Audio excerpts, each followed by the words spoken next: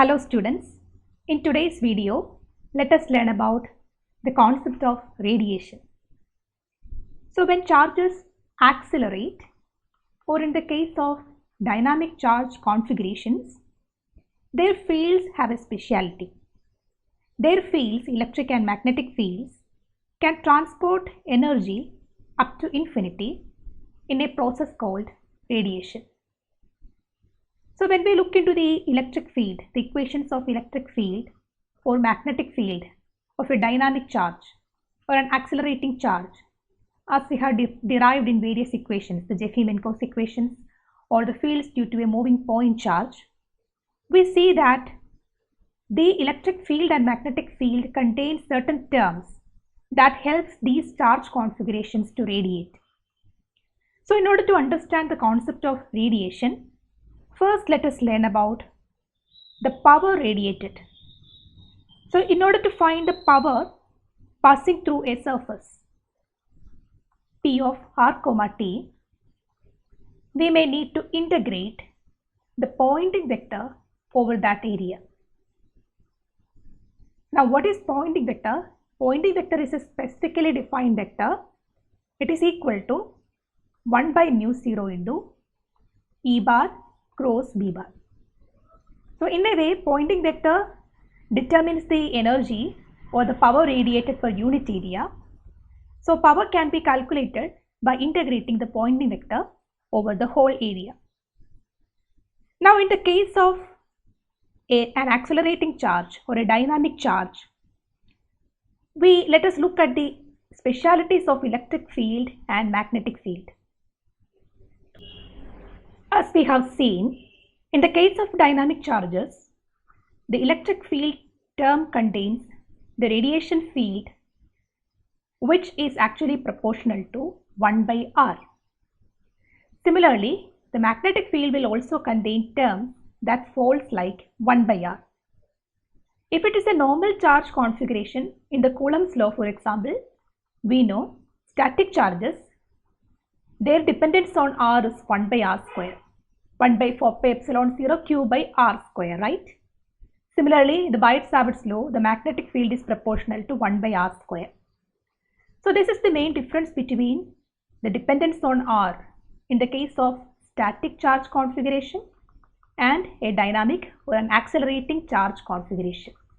So as we see here, the dependence on r is as 1 by r in the case of electric field and magnetic field. So in the case of a dynamic charge or an accelerating charge, what will be the dependence of Poynting vector on r? So it is E cross B, right? So the Poynting vector will have a dependence on 1 by r square. Now if we calculate the total power radiated by such a charge configuration, total power is integral S bar dot dA bar, right? So when we consider a Gaussian surface in the shape of a sphere as indicated in this figure, suppose if this is the Gaussian surface that we consider, the integral over whole area S bar dot dA bar will be equivalent to multiplying by 4 pi r square, right? 4 pi r square is the total surface area of the sphere. So integrating over the whole Gaussian surface is actually equivalent to multiplying by 4 pi r square. So power will be the factor of 1 by r square due to the Poynting vector is there. Then the area component will have a dependence on r square. So it is approximately a constant with respect to r. So when we calculate the energy or power radiated by a dynamic charge configuration or an accelerating charge configuration, even at infinity, we are getting a kind of power being radiated or being emitted by this charge configuration. This power will never get back to the charge after a time t. That is why this is called radiation component. So this is kind of an electric field and magnetic field that is being detached from this source, from this charge configuration, and that is being propagating up to the infinity. In the case of a static charge, we know electric field and magnetic field will have a dependence on 1 by r square. So what will be the dependence on r for the Poynting vector? For static charge configuration, electric field is proportional to 1 by r square, magnetic field is proportional to 1 by r square. So the Poynting vector will be proportional to 1 by r raised to 4, right? The product of these two. So if we calculate the power, it will have a dependence on 1 by r raised to 4 multiplied by 4 pi r square. So which is equal to 1 by r square. So if we calculate the power that is being radiated up to infinity, in the case of a static charge, since P is proportional to 1 by r square, when r tends to infinity, power will be 0, right? In the case of dynamic charge, power will be a constant even when r tends to infinity.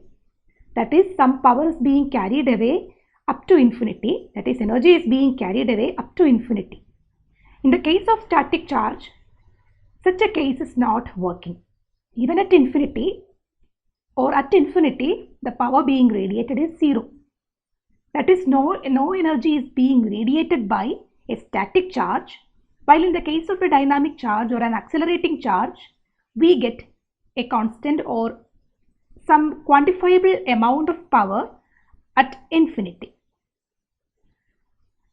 So this is the mechanism of radiation. In the case of a dynamic charge, due to the electric field and magnetic field which has a dependence on 1 by r, we are getting a power that is being radiated into infinity for such charge configurations. So even in the case of the Jeffy-Menkos equations, dynamic charges, we have terms involving 1 by r. In the case of rho dot and j dot, which are the time dependent parts of these equations, we have terms involving 1 by r. So those terms will contribute to the radiation field, the fields that constitute the radiation of a dynamic charge. They will actually produce energy or power that is being radiated up to infinity. In order to understand this concept about radiation, there is a very interesting analogy that is being said in the textbook of Griffith. For example, if you consider the electric field due to a moving point charge, we have derived this equation to be equal to Q by 4 pi epsilon 0 into R by R bar dot U bar the whole cube into C square minus P square into U bar plus R bar cross U bar cross A bar. So if you look into this term, we have studied that there are two terms here. The first term is the velocity field and the second term is the acceleration field. The velocity field has a dependence on 1 by r square because r by r cube is 1 by r square.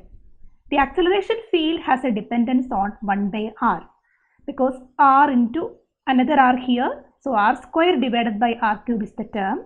So it has a dependence on 1 by r. So this term will be constituting the radiation part, right? It alone will be able to radiate up to infinity because velocity field has a dependence on 1 by r square. Similar is the case of the magnetic field.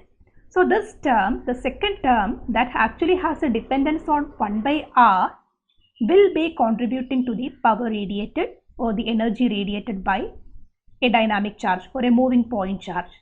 Same is the case of the Jeffy-Menkos equations or a dynamic charge configuration. Now coming to the analogy, so this dynamic charge can be considered to be equivalent to a garbage truck. So suppose this is the truck here and there is plenty of garbage inside and there are plenty of flies that is flying around this garbage truck attached to this garbage. Now these flies are actually considered to be equivalent to our electric field, and some of these flies will be moving along with the truck as the truck moves, and those flies that are sticking close to this garbage truck and those are always close to this garbage truck actually constitute the velocity field. they are considered to be equivalent to the velocity field because they are always traveling along with the truck. They are sticking close to the garbages. Now some of these flies might fly away from this garbage truck and you may not even know where these flies came from. So these flies that are able to fly away from the truck up to infinity actually kind of equivalent to the acceleration field or the radiation field. So when we come into this equation, the velocity field is something that travels along with the dynamic charge or the moving point charge. This field is actually moving along with the charge, and the radiation field will detach itself from the charge configuration and will propagate up to infinity, contributing the radiation. So you can consider that to be equivalent to flies that are moving around a garbage truck. Those flies that stick to the truck are kind of like the velocity field, and those flies that are able to detach themselves from the truck and fly away up to infinity are like the radiation field. So that is the concept here. This is an interesting analogy that is being said in your textbook of Griffith. So I hope this concept is clear for you. I hope how this dynamic charges or accelerating charges are able to produce radiation because they have a dependence on 1 by r. And I hope this concept about the radiation field and other concept about static charge not able to radiate, etc. are clear for you. Thank you.